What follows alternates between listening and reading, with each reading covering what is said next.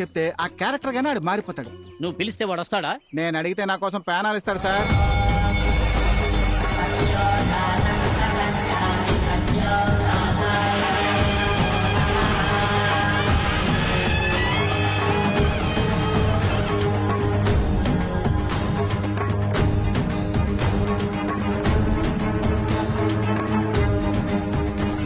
కాగడాతో కొండ మీదకు బయలుదేరాం. అక్కడకు మీరు వచ్చేయండి. అలాగే స్వామి.